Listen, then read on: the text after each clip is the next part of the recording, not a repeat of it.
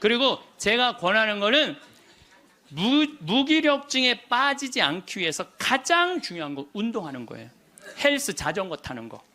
헬스 자전거 꼭 타세요. 허벅지에 근육이 풀리잖아요. 그때부터 누워서 똥오줌 싸는 거예요. 여러분들 누워서 똥오줌 싸는 사람들 많이 보셨어요? 아마 내가 제일 많이 봤을 거야. 누워서 똥오줌. 왜냐하면 환자 봉송체 나가니까. 그러면요 한 5년 10년 누워서 똥오줌 싸는 집에 들어가잖아요. 온 집안에 냄새가 배 있어요. 온 집안에.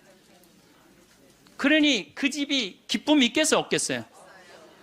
본인만 삶의 질이 떨어지는 게 아니라 그 가족 전체가 삶의 질이 떨어지는 거예요.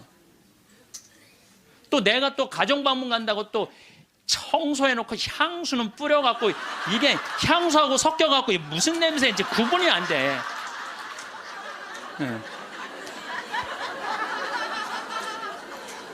그리고 여기 80 넘으신 분들 가운데 자식이 전화 안 한다고 섭섭해하지 말아요. 자식이 전화 안 한다고. 당연히 잊어먹을 때도 돼요. 그 나이 되면은. 그 나이 되면 잊어먹을 때도 돼요. 어머니 아버지가 있는지 없는지도 모르는데 무슨 전화야 전화는. 그리고 정 목소리 듣고 싶으면 본인이 하세요. 전화기 째려보고 있지 말고. 1번 누르면 큰아들, 2번 누르면 작은아들 나오는데 그걸 못하고 이놈의 새끼들이 손가락이 없어 발가락이 없어 왜 전화를 안 해. 자기가 하면 되지. 그래서 늙어서는 뭐를 버려야 되느냐면 거지 근성을 버려야 돼요. 누가 나한테 해주겠지, 날 찾아와 주겠지, 이런 생각 절대 하지 말라는 거예요. 오늘도 황창현 신부님의 지혜의 말씀을 통해 여러분의 행복한 노후를 위한 해안을 얻어가시길 바랍니다. 라디오처럼 틀어놓고 들으셔도 됩니다. 영상이 마음에 드신다면 구독과 좋아요 부탁드립니다. 황창현 신부님의 행복 특강 지금 바로 시작하겠습니다.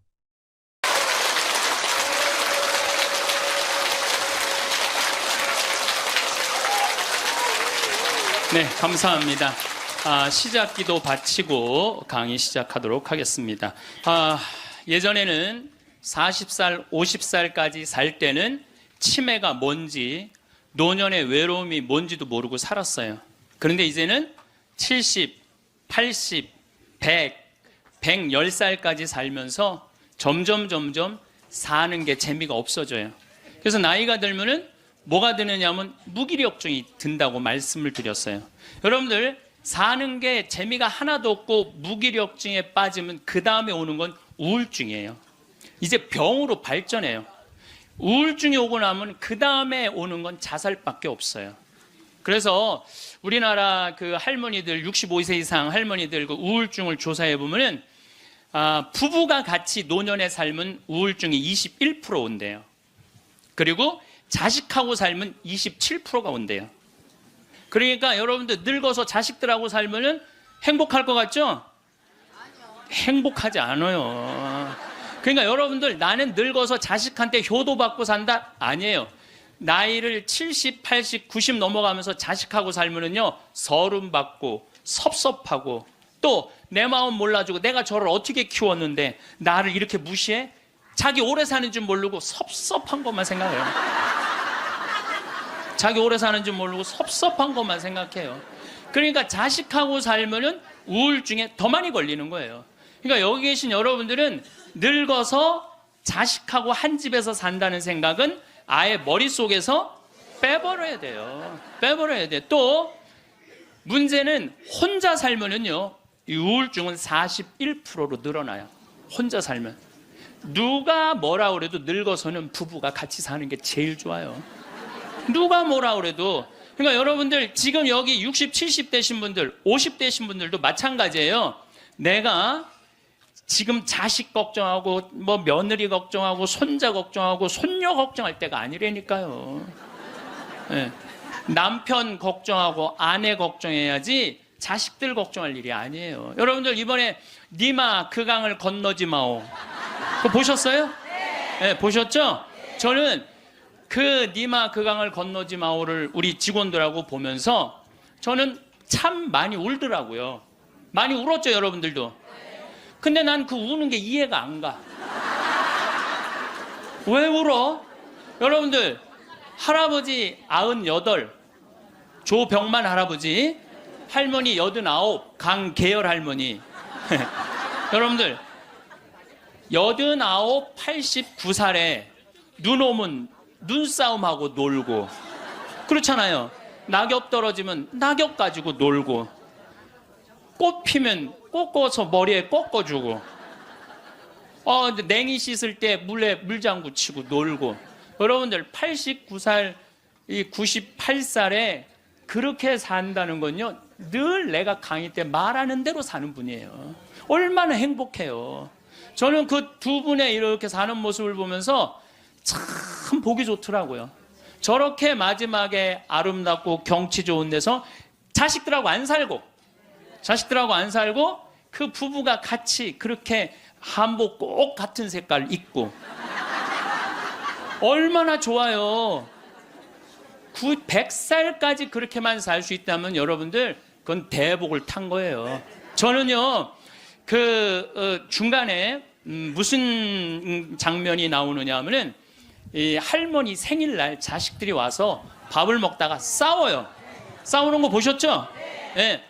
뭐 네가 한번 아버지 아팠을 때 병원에 모시고 갔냐, 전화라도 한번 했냐. 그 싸우는 걸 보면서 많은 사람들은 가슴 아프게 생각을 하는데 전 전혀 그렇게 이건 여러분들 모두의 일이에요. 앞으로 대한민국의 모든 집에서 일어날 일이에요. 그리고 나는 그 자식들 100번 이해가 돼요. 100번 그 자식들 이해가 돼요. 여러분들 생각을 해보세요. 98이면 아들이 68살이야. 아들이 68살이면은 자기도 힘들어. 자기도 70에 들어섰는데 98살 먹은 아버지 언제 챙겨요? 98 먹은 아버지. 여러분들 생각을 해봐요. 예, 여러분들 딸이 하나 있는데 40살까지 시집도 안 가고 80 다 된 내 옆에 붙어 살아. 그럼 그 딸 이뻐요, 미워요? 그리고 그냥 돈이라도 벌어오면 좋은데 돈도 안 벌어와. 돈도 안 벌어오고 계속. 그리고 이런 우리나라 캥거루족이 몇 명이냐면은 100만 명이래요. 그러니까 어머니가 70, 80이 다 됐는데도 그 어머니 등골에 붙어서 빼먹는 거야. 자긴 돈도 안 벌고. 여러분들 그런 딸들이 자기가 독립하지 않고 계속 부모 힘들게 하면 그 딸 밉잖아요. 그럼 입장을 바꿔놓고 생각해보자 이거야. 내 나이가 60이 됐는데 아버지가 100살 되도록 안 죽고 계속 내 등에 붙어 살면은 60 먹은 자식은 힘들 것 같아, 안 힘들 것 같아요? 똑같은 입장이에요. 계산상 안 맞는다는, 계산상. 자식을 20년 키웠으면 20년만 얻어 먹어야지. 근데 이제는 20년 키우고 40년, 50년, 60년 얻어 먹는다니까요. 지금 50살 되신 분들은 110살까지 산다고 말씀드렸죠? 그러면은 지금 50살 된 분들 110살까지 살면은요, 60살서부터 자식 기대고 산다면은요, 몇 년 얻어먹는 거야? 50년 얻어먹는 거야, 50년. 지금 40살들은요, 120살까지 사는 거야. 그럼 60살서부터 자식 기대서 얻어먹고 산다면은요, 60년 얻어먹는 거야. 20년 기껏 키우고 난 다음에 60년 얻어먹는 게 말이 돼요? 그러니까 이제는 자식하고 산다는 거는 자식이 늙어서 나를 책임진다는 건 상상도 하지 말라는 거예요. 누가 책임져야 돼? 내 인생은? 내가 책임지는 수밖에 없어요. 아니, 제가 늘 드리는 말씀이지만은 저는 고등학교 3학년 때까지 어머니 아버지가 저를 키웠어요. 저는 우리 집 막내로서 정말 사랑 많이 받고 자랐어요. 그 신학교 들어가니까 누가 날 키워줬어? 교회가 날 키워줬어. 신학교, 교회가. 신부되고 보니까 너무 고마워. 그래서 20년 동안 나 키워준 어머니 아버지한테 은혜를 갚으리라. 내가 받은 만큼은 돌려주리라. 그래갖고 내가 신부 돼갖고 첫 사목 활동비 받았을 때 45만 원인가 받았어요.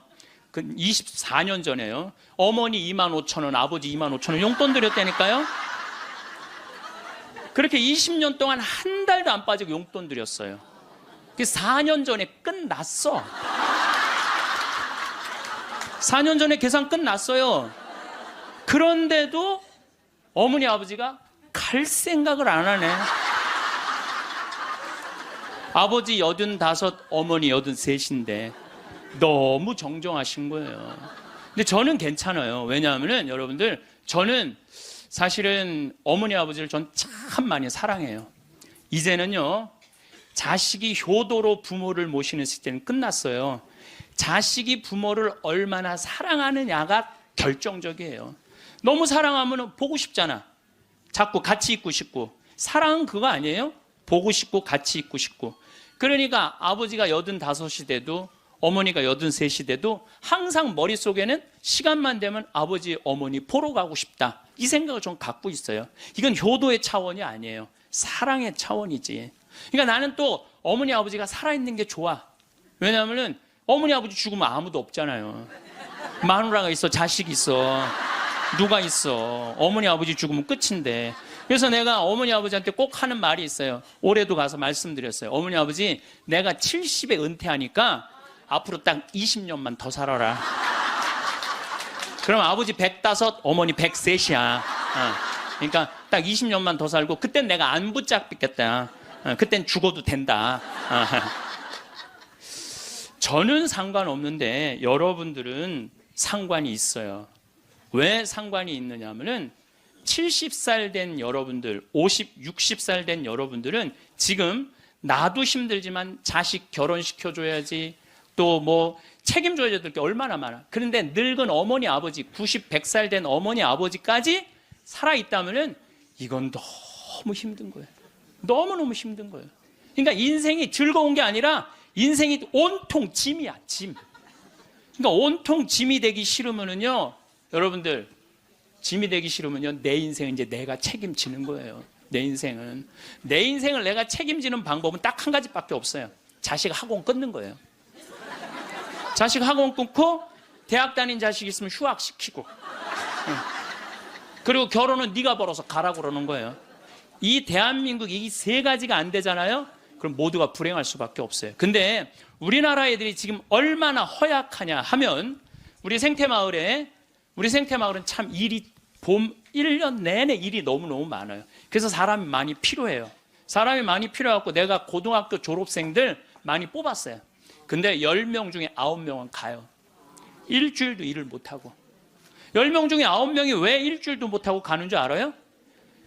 초등학교, 중고등학교 24시간 책상에만 앉아 있었던 애들이야. 책상에만. 그러니까 끈질기게 노동을 하는 걸 배워본 적이 없어. 여러분들, 유럽 아이들, 미국 아이들은요, 이 스포츠를 너무너무 중요하게 여겨요. 그래서 토요일 날, 일요일만 되면은 엄마 아빠들이 애들 운동하는 거 계속 지켜봐요. 그래서 내가 이번에도 그 미국 쪽에 이 워싱턴 쪽에 강의를 갔는데 그러더라고요. 여기 우리 사회는요, 운동을 못하면 사람 대접을 못 받는다는 거예요. 자기 아들 지금 럭비를 시킨대. 우리나라 럭비를 시키는데 초등학교 6학년 애야. 너무너무 럭비를 잘한다는 거예요. 그러니까 그 럭비 데리고 다니는 게 일이야. 그러니까 걔네들은 기본 끈기가 있는 거야. 운동을 하니까. 근데 우리나라 애들은 운동이 어디 있어? 국어, 영어, 수학 외우느냐고 그냥 대학교 때까지 책상에 앉아 있는 거야. 이런 애들이 생태마을에 와서 아침 9시부터 저녁 6시까지 일을 해봐요. 못 견뎌요. 뭐 하루 만에 가는 놈, 이틀 만에 가는 놈, 일주일 만에 가는 놈. 제가 그 돌아가는 아이들을 보면서 이거 큰일 났구나. 대한민국 이거 큰일 났구나. 전부 머리 쓰는 일만, 그것만 일이라고 생각하고 노동을 귀하게 여기자. 여러분들, 노동을 귀하게 여기지 않으면요, 그 사회는요 끝나는 수밖에 없어요. 로마가 왜 망했어요? 자기 나라 지키는 용병 다 용병 갖다 써갖고 망한 거예요. 우리나라도 지금 외국인 노동자들 엄청나게 들어오잖아요. 그러니까 중소기업에 가보면 전부 사람이 없다고 난리야. 그런데 국가에 보면은 지금 애들 캥거루족이 100만 명에 취직 못하는 애들 2, 300만 명이 넘게 집에서 그냥 노는 거야. 아무 일도 안 하고 엄마 돈 빼먹는 거죠. 엄마 아빠 등골 빼먹는 거예요. 그거는 엄마 아빠의 등골만 빼먹는 게 아니라 80, 90까지 살 엄마 아빠 등골까지 다 빼먹는 거예요. 이게 여러분들 보통 심각한 문제가 아니에요. 대한민국 지금 심각해요. 자식들한테 돈 다 뺏긴 노인들, 쓸 돈이 없어서 집 안에만 그냥 박혀 있는 거예요. 공원에 나가 이렇게 장기 바둑 두는 데 기웃거리다가 집에 들어오는 할머니들 참 많아요. 결국 사는 맛 하나 없이 사는 노인들이 극단적으로 자살이라는 걸 선택할 수밖에 없어요. 여러분들, 우리 이 가톨릭 안에 자살은 구원받을 수 없다고 그러잖아요. 마지막을 자살로 삶을 마감하면 어떻게 해요? 우리나라가 10만 명당 평균 자살 숫자가 31명이에요. 근데 참 재미난 통계가 있어요. 60대는 10만 명당 51명으로 늘어요. 그러니까 나이를 먹으면 먹을수록 더 많이 자살하는 거죠. 70대는 몇 명으로 늘어나냐면 79명으로 늘어나요. 70대는 79명. 80대는 몇 명으로 늘어나냐면 127명으로 늘어나요. 80대는. 그러니까 80대가 돈 없지, 자식 안 찾아오지, 병 들었지, 결국은 우울증 걸려서 선택하는 거는 자살밖에 없다는 거예요. 왜 삶을 그렇게 마감하냐 이거예요. 근데 이게 다 여러분들 욕심 때문에 그래요. 욕심 때문에 애들을 망치는 거예요. 여러분들 지금 이 초등학교 학생들이 오늘 굉장히 많이 왔는데 이거 굉장히 막 아주 이거 획기적인 일이 지금 벌어졌어요 지금. 이 초등학생들이 쟤네들이요 선행학습을 학원에 가서 한 번 하고 집에서 숙제하고 그리고 학교 가면은요 선생님이 가르치는 게 재미가 하나도 없대요. 세 번째 공부하니까. 세 번째 그러니까 선생님이 존경스럽지가 않은 거야. 그래서 쟤네들이 학교 다니는 게 재미가 하나도 없는 거예요. 여러분들 학교 다니는 게 재미가 없는 애들이 나중에 어떻게 될 것 같아요? 컴퓨터 게임에 빠지는 거예요. 근데 그게 선행학습이 누구 때문에 벌어지는 거냐? 대한민국의 부모들 때문에 그래요. 내만 1등 시키고 싶은 이 욕심, 이게 대한민국을 병들게 하고 아이들 병들게 하고 그것만에 거기에 학원비 들어가는 건 내 노년의 이 연금을 다 쏟아붓는 거야. 그래서 마지막에는 자살을 선택할 수밖에 없어요. 대한민국이 건강해지려면요 제가 농담으로 하는 얘기가 아니에요. 학원 끊고 대학 휴학시키고 지금 저기 집에서 노는 놈들 전부 공장에 취직시켜갖고 일시켜야 돼요. 그래야지 대한민국 건강하게 살아가요. 여러분들도 살 끼고 자식들도 살 길이 그거예요. 여기 어느 외로운 노인의 글이 하나 있는데 참 모든 인생이 다 들어있어서 제가 여러분들한테 한번 읽어드릴게요. 3년 전 마누라가 세상을 떠난 뒤 나는 외로움을 견디다 못해 함께 살자는 아들의 청을 받아들였다. 여러분들 지금 할머니 할아버지들 집에서 할머니 할아버지들 보면 많이 싸우죠. 많이 싸우죠. 그게 얼마나 큰 행복인지 몰라. 싸우는 것도 행복이에요. 싸울 남편도 없잖아요. 그럼요 그거 얼마나 외로운데요. 외로울 수밖에 없어요. 나는 내가 강의 때 핸드폰 울려도 한 번도 신경질을 부린 적이 없어. 내가 나는 아늑하고 편안한 아들네 집에서 학교 간 손자들과 직장에 나간 아들과 며느리가 돌아오는 저녁 때를 기다렸다. 그러니까 자식 집에 들어가서 살아도요 혼자인 거예요. 혼자인 거예요. 아이들이 있어 집안 분위기가 활기찰 것이라고 기대했지만 손자 녀석들은 학교에서 돌아오자마자 늘 숙제하느라고 바빴다. 공부하느냐고 할머니 할아버지랑 놀아줄 시간 없다는 얘기예요. 하루에 한 번 저녁 시간에 온 식구가 모였는데 식사 분위기는 대체로 딱딱했다.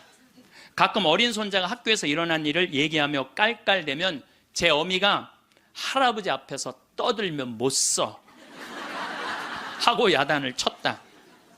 사실 나는 녀석들이 짓거리는 일이 즐거웠는데 말이다.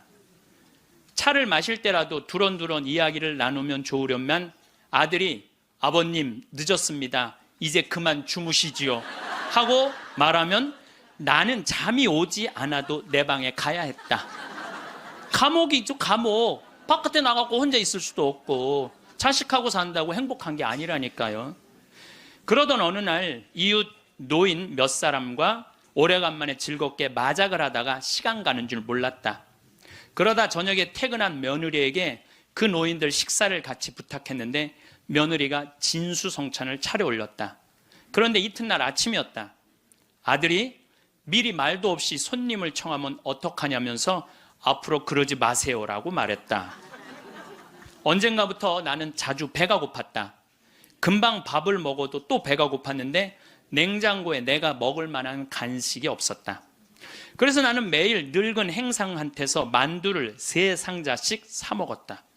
그 뒤로는 뱃속이 편안했고 하루 종일 목소리를 쓰지 않는 나로서는 만두장수와 이야기 나누는 일도 즐거웠다. 여러분들 늙으면은요, 이 만두장사랑 얘기 나누는 것도 즐거워. 나하고 누가 말만 해줘도. 그래서 우리 생태마을에 전화해갖고 할머니들요, 무지하게 통화 오래 하는 할머니들 많아요.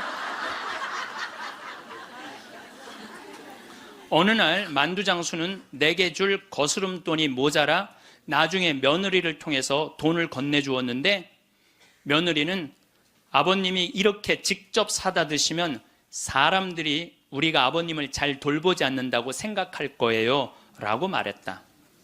그렇게 2년이 흘렀다. 갈증이 나고 자주 오줌이 마려운 증세가 더 심해져 병원에 갔더니 당뇨병이라고 했다. 아들은 너무 많이 드셔서 그 병에 걸린 겁니다 라고 말했다.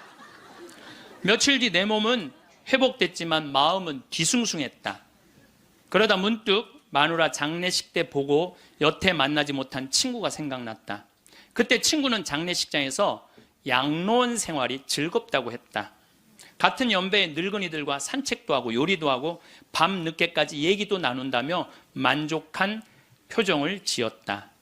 내가 들어갈 방도 있냐고 묻자 친구는 자네는 아들과 더불어 만년을 편안히 즐기게 라고 말했다. 여러분들 늙어서요, 늙은 친구들하고 어울려서 노는 게 행복할 것 같아요? 나 쳐다보지도 않는 아들하고 사는 게 행복할 것 같아요? 여러분들 여기 지금 늙은 친구들하고 오신 분들 많죠? 네. 아들이 여기 와서 놀아줄 수 있어요? 못 놀아줘요? 못 놀아줘요. 그러니까 이 생각을 바꿔야 된다는 거예요. 그냥 돈을 꾸리고 아껴서 그 옆에 있는 소중한 친구하고 밥 한번 사 먹을 생각 안 하고 자식 뒷돈 대줄 생각만. 그 정신 나간 엄마 아빠들이라는 거예요. 그러면 나는 그 친구의 말에 공감했지만 이미 3년을 편안하게 보냈으니 그것으로 족하지 않는가. 나는 자리에서 일어나 주섬주섬 짐을 꾸렸다. 옛 친구들이 있는 곳으로 가기 위해. 제가 가끔 삼성 노블 카운티 또 유무상통 마을, 그야말로 돈이 있는 할머니 할아버지들 노인 요양시설에 가서 강의를 해요. 그분들 참 멋지게 살더라고요. 해주는 밥 딱딱 먹고 수영장 있고 삼성 노블 카운티는 골프 클럽도 있더라고. 같이 골프도 치고 다니고. 여러분들 다 하실 수 있어요. 뭐만 하면, 학원만 끊으면, 욕심만 버리면 여러분들 다 하실 수 있어요. 대한민국은요, 지금 얼마든지 행복하게 살 수 있는 길인데 이놈의 욕심이 지금 대한민국을 막고 있는 거예요. 그래서 늙어서 행복하게 살기 위해서는 첫 번째, 무조건 집을 나가라. 나이 먹어서 외롭지 않게 사는 방법은 일단 해만 뜨면 집을 나가야 돼요. 그리고 70, 80 넘어가고 집에 있는 게 아니에요. 일단 나가주는 게 예의라니까. 그냥 70, 80 넘어가고 그냥 하루 종일 그리고 앉아있으면요, 며느리들 힘들어요. 며느리들만 힘들게 아니라 여러분들도 심심해서 죽는다는 거예요. 혼자 있는 고독이라는 게 참 무서워요. 우리나라 독거노인 숫자가 125만 명이나 돼요. 어떤 모양으로든 함께하는 방법을 찾아야 돼요. 가끔 1박 2일씩 사라져 주는 것도 예의야. 그래서 우리 생태마을에 오는 것도 예의예요, 예의. 저는 우리 생태마을에 봄만 되면은 할머니 4분, 5분이요 어울려서 생태마을에 오셔서 월요일부터 금요일까지 쉬고 가요. 월요일부터 금요일까지 쉬어봤자 13만 원밖에 안 돼요. 아니 여러분들 일주일 동안 내 손으로 밥 안 하고 먹여주지, 재워주지, 찜질방 있지, 산책로 있지, 미사 있지, 강의 있지. 1년에 한두 번 13만 원 위해서 나를 못 써요? 근데 그 할머니들이 이제 몇 년을 오는데 그 할머니들이 나한테 이구동성을 하는 얘기가 있어요. 신부님 말대로 집 잡혀서 이렇게 내가 쓰다 보니까 인생이 너무 즐겁다는 거야. 인생이 너무 즐겁다는 거야. 집 잡혀서 쓰다 보니까 인생이 너무너무 즐겁다는 거야. 사는 게 너무 행복하다고 그래요. 요즘 우리 어머니 친구들이 매일 모여서 우리 집에서 먹고 막 춤도 춘대. 음악 틀어놓고 춤도 추고. 그리고 또 니마 그 강을 건너지 마오도 가서 보고 국제시장도 가서 보고 왔는데 평생 영화 안 보러 가시던 분인데 요즘 보러 다녀요. 83 돼 갖고. 근데 어머니가 하시는 말씀이 이제 사는 게 재밌대. 쓰니까 재밌는 거 쓰니까. 여러분들 국제시장에 유일한 내 귀에 들어오는 단어가 딱 하나 있어요. 이 한덕수라는 친구가 함흥 일사후퇴에서 오잖아요. 네가 장남이니까 네 책임져지라고. 그러니까 이제 자기가 대학도 못 들어가고 파독 광부가 되죠. 그런데 다시 돌아와요. 해양대학에 합격을 해요. 돌아와서. 근데 베트남 또 참전을 가요. 동생하고 꽃분이네 가게 그거 구한다고. 근데 그 부인이 한마디 해요. 당신 왜 가족을 위해서만 사느냐고. 당신을 위해서도 살으라고. 당신을 위해서도 살으라고. 그런데도 이 사람은 끝까지 가족을 위해서 마지막까지 살죠. 그 여의도에서 막순이라고 이 함흥에서 놓친 그 이제 미국에 이제 입양돼 갖고 정말 눈물 콧물 다 빼죠. 우리나라 그 의사 선생님들이 100살 넘은 분들한테 문의를 했어요. 손수건 있어요. 걱정하지 마세요. 여러분들이 너무 많아갖고 지금 더워서. 또 강원도는 오늘 영하 17도예요. 영하 17도라 내복을 입고 왔더니 우리는 내복을 안 입으면은 추워서 못 살아요. 어쨌거나 100살 넘은 분들한테 물어봤어요. 이렇게 100살까지 어떻게 건강하게 사느냐고. 근데 100살 넘은 모든 분이 똑같이 뭐라고 얘기냐면 해만 뜨면 집을 나간다는 거예요. 여러분 오늘 해만 뜨면 여기 나오니까 좋아요 안 좋아요? 좋잖아. 천주교가 얼마나 할 일이 많아요. 그래서 여러분들 나는 성당 다니는 거 나이 먹어서 참 좋다고 생각해. 성당 다니는 거. 성당 갈 때까지 걸어가요 안 걸어가요? 걸어. 올 때 걸어오고. 그리고 또 우리 천주교가 미사 참여할 때 그냥 놔둬요. 일어나라 앉아라 들어와라 나가라. 얼마나 많이 시켜 미사 때마다. 그리고 여러분들 나이 먹어서요 이렇게 많은 사람들 속에 어우러져 있으면요 자기가 의식이 젊어진대요. 그래서 뭐가 안 걸리냐면 치매가 안 걸리는 거예요. 치매가. 그래서 레조하는 할머니들이 되게 자다가 돌아가신대요. 많이. 끝까지 활동한다가 지쳐서 죽는 거예요. 지쳐서. 레조하는 할머니들이 끝까지 활동하다가 지쳐서 죽는 거예요. 지쳐서. 또 나이 먹어갖고 좋은 건 춤추는 거예요. 이게 나이 먹어갖고 춤처럼 좋은 게 없다는 거예요. 가장 자연스러운 운동 중에 하나가 춤이라는 거예요. 그래서 요새 노인복지관에서 춤 프로그램이 참 많잖아요. 가서 춤만 추세요. 또 눈이 맞아갖고 막 뭐 결혼을 하느니 마느니.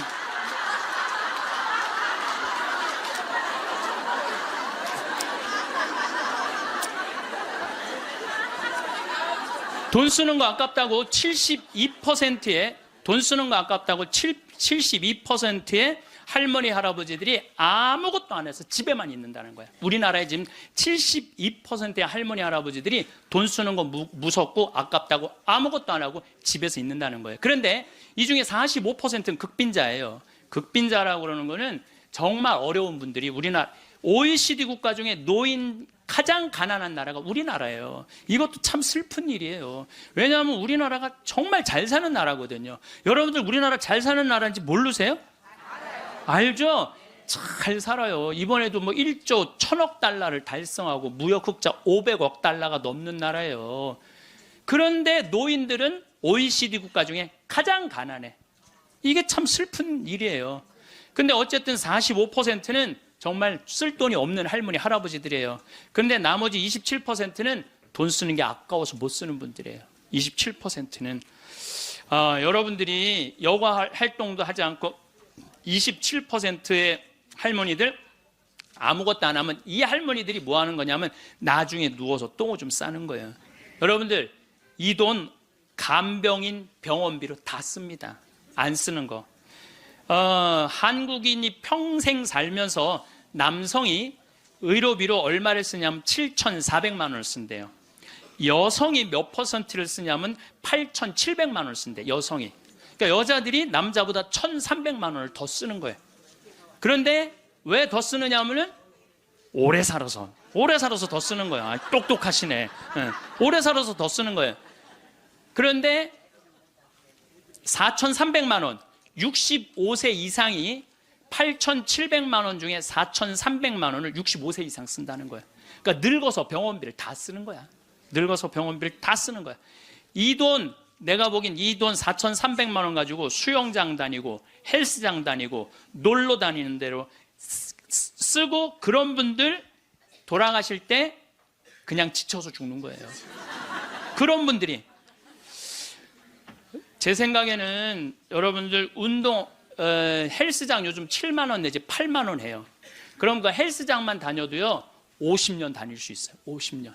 병원비 다른 거 말고 여러분들이 쓰는 병원비를 가지고만 해도 50년 헬스장 다닐 수 있어요. 자, 이제 헬스장 얘기를 좀 할게요. 제가 왜 헬스장을 굉장히 중요하게 여기느냐 하면은, 나이를 먹어서는요 근력 운동을 해야 돼요.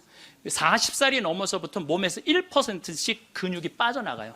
1%씩 근육이 빠져나가면은 80살 되면 거의 다 빠져나가는 거예요. 그럼 뭐만 남아? 뼈만 남는 거예요. 뼈만 남으면 그 다음 뭐 하는 거야? 눕는 거예요. 그래서 그 근육을 보충해 주려면 고기도 일주일에 한 번은 먹어야 되고, 또 헬스장. 자, 신부님 저 돈이 하나도 없어요. 신부님은 맨날 돈 있는 사람 얘기만 해요. 여러분들, 우리 평창은요, 평창 종합운동장에 건강증진센터가 있는데, 헬스장이 있는데 무료예요. 무료. 이게 우리 평창만 무료가 아니라 여러분들 주위에 무료 헬스장 널려 있어요. 널려 있어요. 그러면은 아침에 나가갖고 헬스장 가면은요 젊은 사람도 구경할 수 있고, 내 몸에 맞게만 하면은요 1시간, 2시간 얼마든지 시간 보낼 수 있어요. 그 옆에 목욕탕 딸려 있으면 목욕탕. 그리고 저녁에 집에 들어오면은요 자지 말라고 그래도 쓰러져서 자요. 예, 자지 말라고 그래도 쓰러져서 자요. 근데 문제는 뭐냐면은, 할머니들 중에 이런 분들이, 신부님 나이를 먹으니까 잠이 안 와. 잠이 안 와. 이런 분들은 왜 잠이 안 오냐면, 하루 종일 소파에 앉아갖고 여러분들, 누워서 똥오줌 싸는 아버지를 모시면서 어떤 분이 일기를 썼어요. 극히 일부만 제가 옮겨놓을게요. 이 참 내용이 참 가슴이 참 짠해요. 이 더 기가 막힌 내용도 있는데, 내가 이 방송이라 정말로 정말 우리들이 들을 만한 객관적인 내용만 쓴 거예요. 어제는 불효를 했다.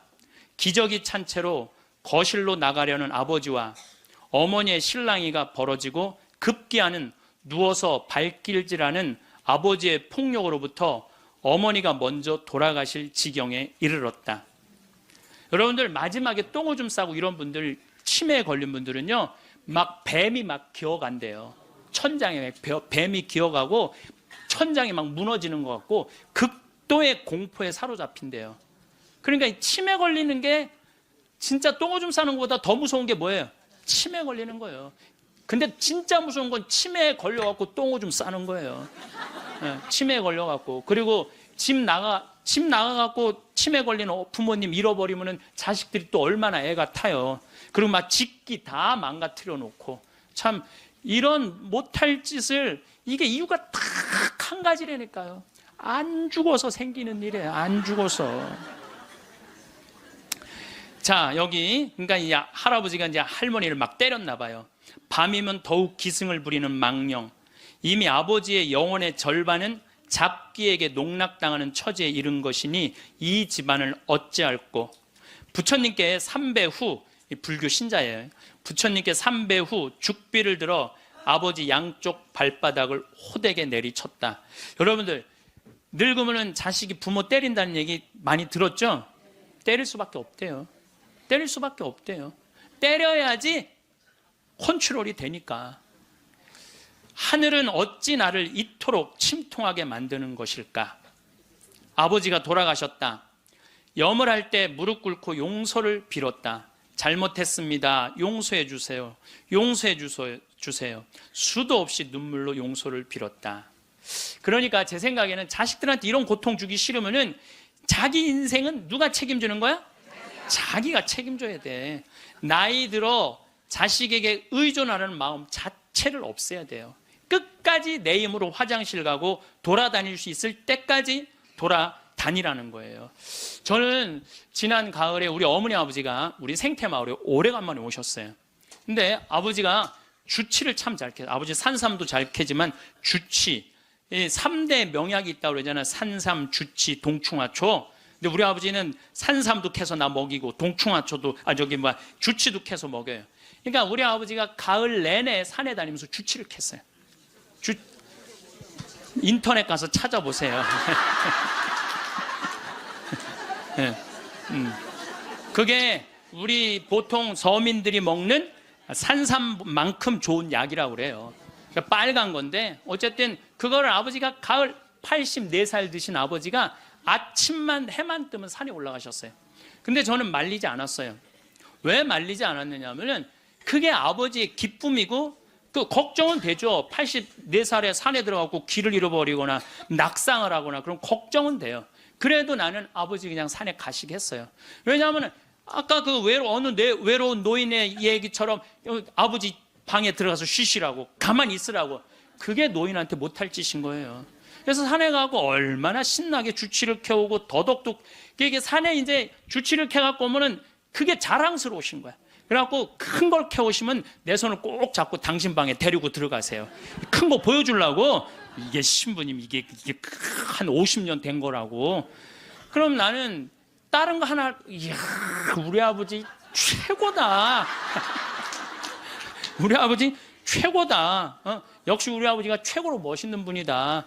그 아버지 너무너무 신나게 가을 내내 산에 다니면서 주치를 캐셨어요. 어머니는 또 그거 다려갖고 내가 강의 이제 지난 대림절에 하루도 안 쉬고 강의 다니잖아요. 그럼 밤 12시까지 기다리고 있는 거예요. 그거 그걸 먹인다고. 아버지는 산에 가서 큰 죽을 둥 살 둥 주치 캐러 다니고 어머니는 또 밤 12시까지 그걸 다려놓고 아들 강의 끝나면 먹이려고. 근데 저는 한편으로는 늙은 분들을 너무 고생시키는 거 아닌가 이런 생각이 드는 반면 아니다. 저러다가 차라리 지쳐서 돌아가시는 게 낫다. 그래서 내가 어머니 아버지한테 올 봄에는 아까 명동에 와서 그 신발을 이렇게 신발 가게 보면서 내년엔 올 봄에는 신발을 좀 더 가벼운 걸 사드려야 되겠다. 산에 더 다니시게. 지금은 의학의 눈부신 발전으로 도래한 초고령화 사회입니다. 인간에게 주어진 기나긴 시간은 과연 축복일까요? 저주일까요? 무병장수와 불로장생은 인간의 오랜 꿈입니다. 그러나 장수가 당연한 시대에는 오래 사는 것보다 장수의 질이 중요합니다. 오래 사는 것에 만족하는 게 아니라 연장된 인생을 어떻게 보낼지가 중요해지기 때문이죠. 60대에는 40명 중 1명 정도였다가 80대에는 3명 중 1명꼴로 앓는 이 병은 과연 무엇일까요? 바로 인지장애입니다. 다시 말해 이 숫자는 기억을 잃어가는 인구의 비율인 셈이죠. 이처럼 인지장애는 70대에 이르면 갑자기 증가하기 시작해서 80대에는 60대보다 12배나 많아집니다. 인지장애가 발생하는 이유는 여러 가지가 있겠지만 60, 70대에 어떻게 살았는지와 깊은 관련이 있습니다. 열심히 일하고 배우면서 뇌 운동을 게을리하지 않는 삶의 방식이 인지장애를 앓을 확률을 낮춰줍니다. 이렇게 본격적인 노인으로 진입하는 관문인 80세의 벽을 수월하게 넘는다면 더욱 오랫동안 건강하게 살 수 있는데요. 100세 인생의 마지막 단계인 80세 이후의 20년을 아름답게 보내기 위해서는 그에 앞선 20년인 60, 70대의 인생이 매우 중요합니다. 이 시기의 몸과 마음 관리가 이후 30년의 삶을 결정하기 때문입니다. 여러분들도 지금까지의 생활 습관을 조금만 달리하면 인생 최고의 30년을 맞이할 수 있는데요. 오늘은 70세의 정답이라는 도서를 바탕으로 죽지 않는 인생 100년이 된 현실에서 건강한 노후를 위해 어떻게 대응해야 할지 알려드리겠습니다. 먼저 첫 번째, 나이 들수록 외모에 신경을 쓰셔야 합니다. 심리치료법 중에 행동을 변화시켜서 감정을 조절하는 행동치료라는 방법이 있습니다. 흔히 알고 있는 인지치료와 대응하는 개념으로 이전과는 다른 새로운 경험을 시도하거나 낡은 습관을 바꿔서 마음을 치료하는 방법입니다. 이는 60에서 70대 노인이 젊어지는 방법으로도 딱 들어맞습니다. 기분이 좋지 않을 때 억지로라도 화장을 하고 머리를 다듬으면 마음이 한결 나아집니다. 보통은 행동보다 마음이 먼저라고 생각하기 쉽지만 때로는 마음이 행동에 지배를 받습니다. 다시 말해 예쁜 옷을 입거나 보톡스로 주름을 펴는 등 외모에 신경을 씀으로써 감정까지도 조절할 수 있습니다. 따라서 고령자일수록 외모 관리가 중요합니다. 반대로 노인임에도 외모에 신경을 쓰는 사람은 대체로 건강합니다. 요양원에는 보통 출장 미용사가 정기적으로 찾아와서 커트와 파마, 염색 등의 유료 서비스를 진행하는데 직원들에게 물어보면 이러한 서비스를 이용하는 사람들은 대체로 인지장애 단계가 낮고 진행 속도도 더디다고 합니다. 두 번째, 의사의 말을 주의해야 합니다. 의사의 지시대로 잘 따른다면 건강 장수할 수 있다는 생각은 이제 버리는 편이 좋습니다. 70대가 되면 의사의 발언에 대해 조심해야 할 포인트가 하나 있습니다. 의사는 장수 전문가가 아닙니다. 자신의 전공인 한 장기의 스페셜리스트에 지나지 않는다는 점인데요. 원래 의사나 임상 교수들이 말하는 몸에 좋다 하는 말은 자신의 전문 장기에 좋다는 것을 의미합니다. 순환기내과 의사가 콜레스테롤 수치를 낮추라고 말하는 것은 심근경색으로 죽는 사람이 줄기 때문이죠. 그러나 실제로 콜레스테롤의 저하는 면역 기능을 저하시킵니다. 이는 역으로 암으로 사망하는 사람이 증가한다는 의미와도 같습니다. 전체적으로 보면 콜레스테롤이 높은 사람이 비교적 장수한다는 조사 결과가 다수 나와 있으며 그 반대는 거의 없습니다. 호흡기내과 의사는 호흡기 건강을 위해, 소화기내과는 소화기 건강을 위해 환자를 진찰하고 있는 것에 불과합니다. 의사가 몸에 좋고 나쁘다고 말하는 것은 자신이 전문으로 하는 장기에 있어서 좋은지 나쁜지를 말하는 것뿐입니다. 즉, 장수를 위한 전문적인 의사는 없습니다. 인간의 몸 전체를 보고 어떻게 하는 것이 몸에 좋고 어떻게 하면 몸에 나쁜지 말해주는 의사는 거의 없다는 말인데요. 40대, 50대에 심근경색이 되어 돌연사하고 싶지 않다면 이러한 스페셜리스트 의사에게 진찰을 받는 것도 의미가 있을 것입니다. 순환기내과 의사에게 진찰을 받는다면 심각한 심장 질환을 예방할 가능성은 있습니다. 하지만 70대가 되면 신체의 모든 장기의 활동력이 떨어집니다. 어떤 장기의 스페셜리스트의 말만 그대로 받아들이면 진찰받고 있는 장기는 좋아져도 다른 장기에 지장이 생깁니다. 결국 몸 전체에 손상을 입는 일이 발생할 가능성이 있습니다. 꼭 필요하다고 단언할 수 없는 수술이나 치료를 할 필요는 없습니다. 의사가 시키는 대로 하고 결과적으로 생활의 질을 떨어뜨리는 경우는 자주 생길 것입니다. 최악의 경우 어쩌면 수명을 단출시킬 수도 있습니다. 그렇게 되지 않기 위해서라도 70대가 되면 의사의 말을 액면 그대로 믿어서는 안 됩니다. 특히 중병을 앓는 경우 대학 교수라는 직함을 가진 의사를 그다지 신용하지 않는 편이 좋을 것입니다. 그들은 전형적인 스페셜리스트이며 고령자를 진찰하는 경험이 적은 의사가 많습니다. 앞으로 의사가 뭐라고 해도 그냥 고개만 끄덕이지 말고 스스로 생각하는 습관을 들이셔야 합니다. 과연 이 지시에 따라야 내가 오래 살 수 있는가? 내가 원하는 대로 만년을 건강하게 살 수 있는가를 스스로 생각하는 것입니다. 그러기 위해서는 자신 나름의 정보 수집이나 다른 의사의 진단을 듣는 등의 노력을 아끼지 마셔야 합니다. 세 번째, 퇴직 후에도 일해야 늙지 않습니다. 70대의 생활 방식은 참으로 중요합니다. 간병을 받는 환자가 되는 시기를 가급적 늦추고 80대 이후에도 건강하게 보내기 위한 마지막 활동기이기 때문입니다. 정년 연장이나 정년 후에 재고용 등 고령이 되어도 일하는 환경이 준비되고 있지만 그래도 70대가 되면 근무하던 회사를 그만두고 퇴직하시는 분들이 많을 텐데요. 70대 때 단번에 늙는 사람은 전형적으로 은퇴한 직후부터 일체 활동을 그만두는 경우입니다. 지금까지 열심히 일해왔기 때문에 퇴직하면 이제 아무것도 하지 않고 집에서 빈둥빈둥 지내고 싶다고 손꼽아 퇴직하는 날을 기다리는 사람도 있죠. 그러나 70세까지 현역으로 일을 하던 사람이 퇴직 후에 무엇을 할지 생각하지도 않고 은퇴하면 단번에 늙어버리는 일이 많습니다. 퇴직 후 집에만 틀어박혀 있는 70대라면 약 1개월 정도 지나면 운동 기능 가운데 상당 부분이 저하되기 쉬운데요. 집에서 지내면 평소 뇌 활동이 없어지고 치매 위험도 높아지게 됩니다. 특히 전두엽의 노화가 단번에 진행되게 되는데요. 창조적 능력이나 다른 사람에 대한 공감 능력, 예상치 못한 일에 대처하는 능력에 관여하는 부분입니다.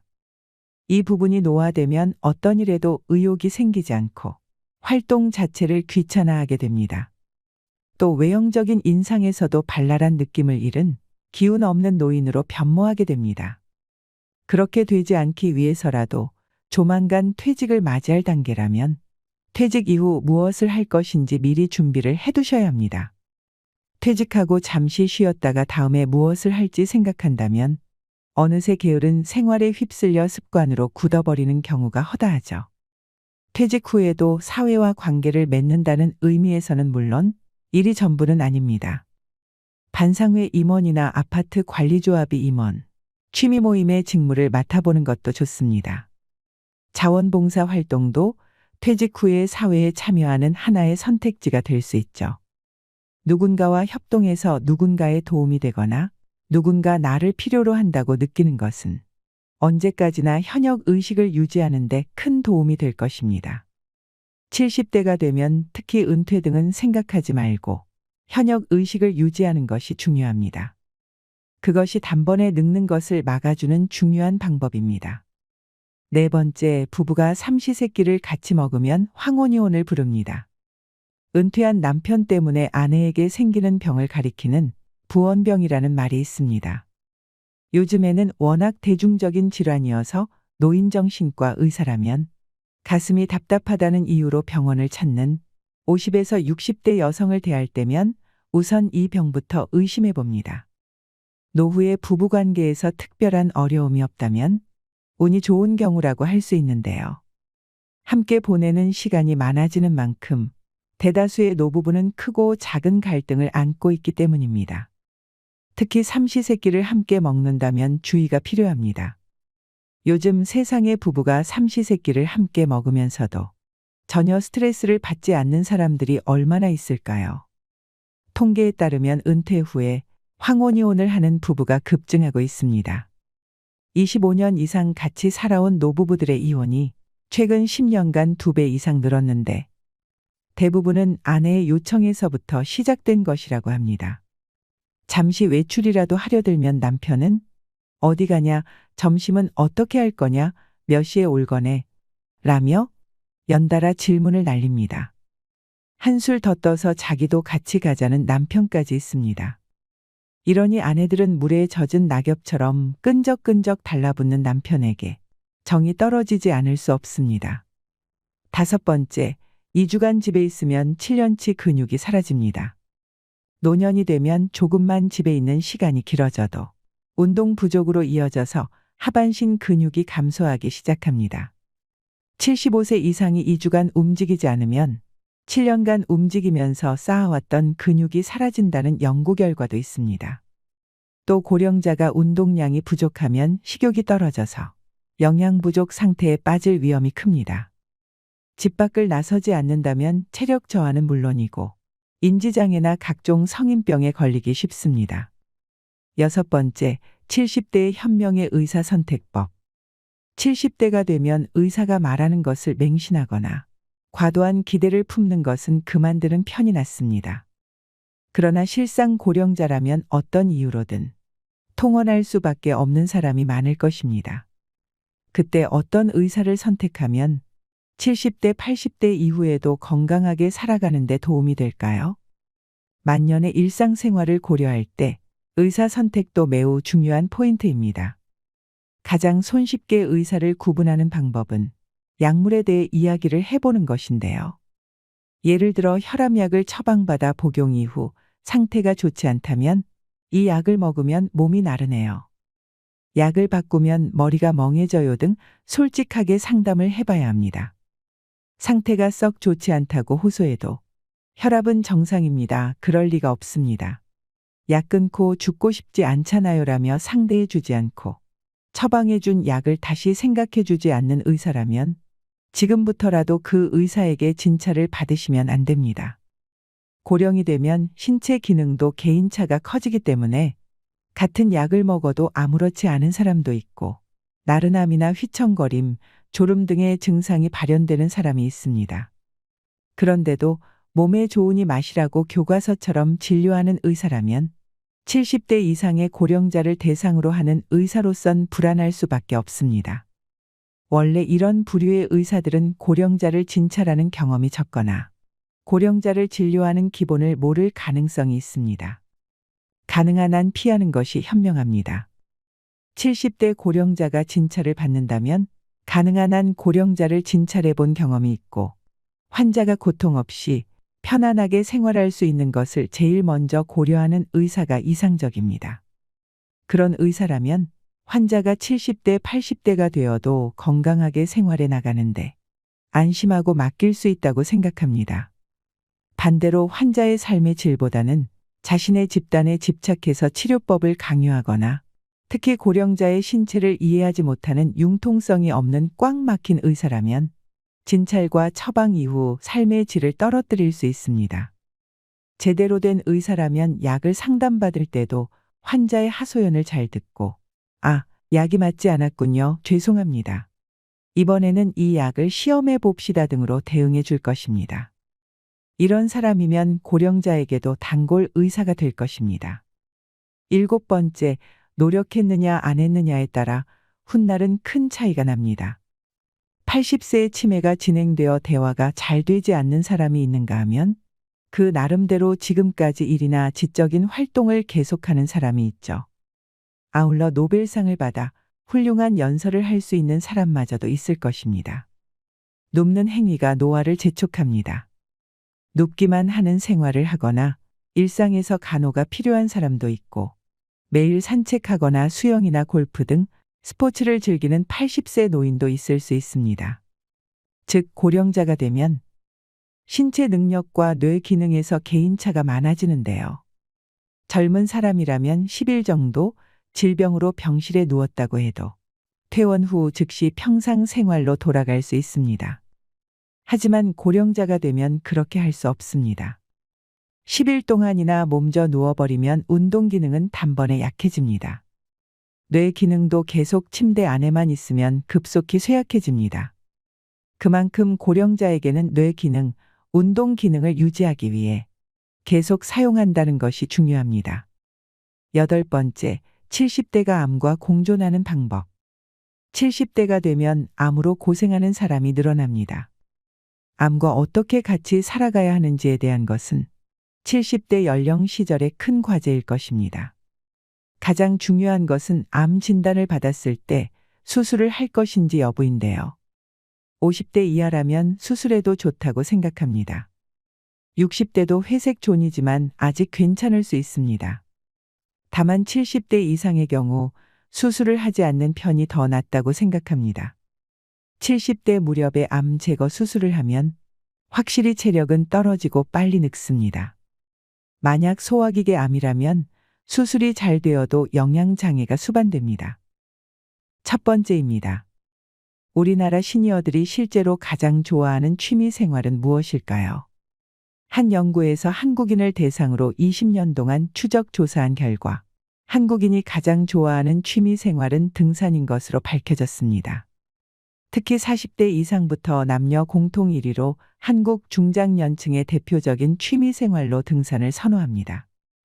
등산은 심폐지구력 향상과 근지구력 향상에 도움이 되며 심신 건강을 촉진하며 자연 환경 속에서 힐링과 즐거움을 느낄 수 있습니다. 또 자연 풍경을 직접 느낌으로써 정신을 맑게 해주고 스트레스 해소를 돕습니다. 특히 시니어들의 우울증을 예방해 준다는 연구 결과도 있는데요. 반면에 하산을 하는 과정에서 무릎 관절이 체중과 배낭의 무게를 지탱하며 내려오기 때문에 관절에 무리가 갈 수 있습니다. 이로 인해 중장년들의 경우 무릎이 시리거나 연골이 손상되기도 합니다. 이처럼 등산은 무릎 관절 안 좋으신 분이나 근력이 거의 없으신 분들은 피하는 것이 좋습니다. 체력과 경험에 맞는 쉬운 코스부터 시작하셔서 나에게 맞는 적절한 난이도를 선택하시면 됩니다. 특히 등산 전에 충분한 스트레칭을 통해 부상 위험도 예방하셔야 합니다. 등산 중간중간 적절한 휴식을 통해 체력을 유지하는 것도 아주 중요합니다. 맑은 공기와 흙냄새, 꽃향기가 어우러져 정신적인 테라피를 누릴 수 있는 취미로 등산은 어떠신가요? 두 번째는 탁구입니다. 국민 스포츠라 할 수 있는 축구와 야구, 배드민턴과 마찬가지로 탁구는 접하기 쉽고 재미가 있어 많은 사람들이 즐기는 생활 스포츠입니다. 탁구는 머리부터 발끝까지 온몸을 사용하는 전신운동입니다. 손목과 팔, 다리 등 다양한 근육을 사용하고 유연성과 반응 속도를 향상시킬 수 있는 운동인데요. 탁구를 1시간 치면 600칼로리 정도가 소모되는 수영과 복싱 1시간을 한 것과 동일한 운동량입니다. 점점 나이가 들고 신체 능력이 저하되면서 일상에서의 부상이 잦다는 걸 몸소 느끼실 겁니다. 하지만 탁구는 구기 종목들 중 부상 위험이 가장 적은 운동입니다. 무겁지 않은 라켓과 작고 가벼운 공, 그리고 적은 활동 반경으로 상대와 부딪힐 일도 없습니다. 또 탁구는 계절과 날씨의 영향을 받지 않기 때문에 계획한 대로 기분 좋게 즐길 수 있는 취미입니다. 탁구는 두뇌 회전과 집중력 향상에 탁월한 효과가 있습니다. 탁구는 날아오는 공을 제대로 받아치기 위해 한 동작을 하기 위해 짧은 순간에 많은 걸 생각해야 되는 스포츠입니다. 자연스럽게 두뇌 회전이 빨라질 수밖에 없기 때문에 치매 예방과 집중력도 높아질 수밖에 없지요. 이렇게 집중하고 몰입하는 활동은 스트레스를 해소하고 마음을 안정시키는 데 도움이 될 수 있습니다. 탁구에 한번 빠지면 취미로 탁구를 쭉 오랫동안 하시는 분들이 주변에 꽤 많으십니다. 그만큼 건강에도 좋고 성취감도 얻는 취미 활동이 아닐까 싶습니다. 전신운동으로 재활에도 좋고 스트레스 해소도 되는 탁구는 어떠실까요? 세 번째는 독서입니다. 독서는 오랫동안 나이를 불문하고 모든 사람들이 좋아하는 취미입니다. 매력적인 소설이든 흥미진진한 모험담이든 생각을 자극하는 만화책이든 독서는 시간을 보내고 혼자만의 생각을 정리할 수 있는 유용한 취미 활동입니다. 독서는 단순히 즐기는 것 이상의 많은 이점을 제공하는데요. 연구에 따르면 독서는 스트레스 감소와 기억력과 공감 능력 향상에 도움이 된다고 합니다. 하루에 6분 정도만 독서를 하면 스트레스 수준을 3분의 2 이상 줄일 수 있다는 연구 결과가 있습니다. 이처럼 독서는 스트레스 감소제로서 음악 듣기, 차 한 잔 마시기보다 더 효과적이라고 합니다. 평균적으로 성인은 매일 35,000번의 결정을 내린다고 합니다. 정보가 부족하거나 충동적이거나 성급한 판단을 내리는 것을 피하는 것이 얼마나 중요한지는 다들 알고 계실 텐데요. 하지만 독서가 이러한 함정에서 벗어나 의사 결정 능력을 향상시켜준다고 합니다. 또한 시야를 넓히고 삶에 대한 새로운 관점을 제시하면서 노년의 쓸데없는 걱정에서 벗어날 수 있는 데 도움이 됩니다. 또 독서는 숙면에 도움을 주기도 하는데요. 같은 시간에 TV를 보는 것보다 독서로 하루의 마무리를 하시면 어떨까요? 네 번째는 파크골프입니다. 파크골프가 조금 생소하신 분들도 있으실 거라고 생각합니다. 파크골프는 공원과 골프의 합성어로 도심의 공원에서 나무채와 플라스틱 공으로 간편하게 즐길 수 있는 골프의 한 종류입니다. 다만 일반 골프는 경제적인 부담으로 인해 아직은 진입장벽이 높은 편에 속하는데요. 이러한 이유로 인해 요즘은 골프를 조금 더 가볍게 즐길 수 있는 파크골프에 관심이 높아지고 있다고 합니다. 따로 필드나 스크린 골프장을 가지 않아도 되기 때문에 저렴한 비용에 부상 위험도 적고 체력 소모도 적으면서 시간 제약 없이 즐길 수 있기 때문에 온 가족이 즐기기에도 좋습니다. 일반적으로 정상적인 생활을 하는 어르신들의 경우 하루 필요한 운동량은 300칼로리 정도인데 파크골프 경기를 위한 1시간 30분의 운동량은 200칼로리 정도이므로 노인에게 적합한 스포츠라 할 수 있습니다. 또 비교적 힘든 기술을 요구하지 않기 때문에 나이에 상관없이 즐기기에 좋아서 80대까지 추천드리는 취미 활동입니다. 복장은 평소에 입으시는 편한 운동복을 입으시면 되고, 개인적인 생각으로는 스윙을 하기 때문에 모자가 달린 상의보단 일반 옷이 더 편할 것으로 생각됩니다. 입문 장벽이 낮고 가볍게 즐길 수 있는 파크 골프로 취미를 시작해 보시는 건 어떨까요?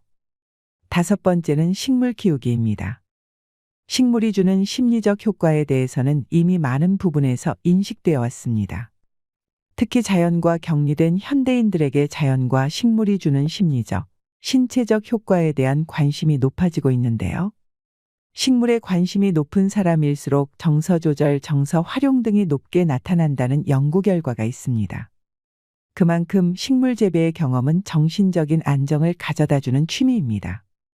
이렇게 정서적 교감뿐만 아니라 식물은 환경적으로도 쾌적함과 공기 정화 기능, 산소 발생과 온도 조절 등의 기능과 효과가 있기 때문에 실내 환경을 위해서도 반려식물을 키우시는 분들이 많아지고 있다고 하는데요.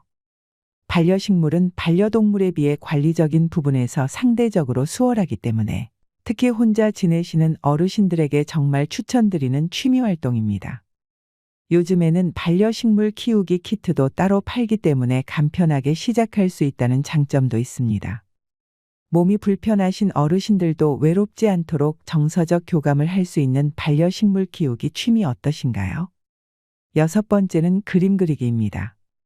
예전에는 어르신들께 미술이 어떤 것인지 물어보면 대부분은 어렵고 재주 있는 사람들만이 하는 것이라며 손사래를 치시는 경우가 많으셨습니다. 하지만 요즘엔 어르신들도 접근하기 쉬운 컬러링북이 시중에 많이 나올 만큼 간단하게 그림을 그리고 색칠을 할 수 있는 제품들이 많이 있습니다. 그림 그리기는 노인 질환을 대표하는 치매 예방에 아주 효과적이라고 하는데요. 기억력 손상을 예방하고 인지력을 회복하는 데 큰 도움이 됩니다. 손을 움직이며 소근육을 자극하고 어떤 색을 칠할지, 어떤 그림을 그릴지 생각하다 보면 인지기능이 조화롭게 균형을 이루며 발달하죠. 전문가들은 그림 그리기와 색칠하기를 가리켜 두뇌 활동을 촉진해 인지적 수행 능력 향상에 도움이 된다고 설명합니다. 그림 그리기 교재를 고르실 때는 본인의 시력과 손의 움직임을 고려해 난이도를 조정하시고 일상생활과 직결되는 두뇌 활동을 유도해야 합니다. 그림 그리기를 통해서 지난 시간 좋은 기억을 떠올리게 하는 소재로 건강하게 기억력을 자극하고 집중력이 약해지는 노인들의 두뇌 활동을 활성화하는 데 그림 그리기만 한 것이 없습니다.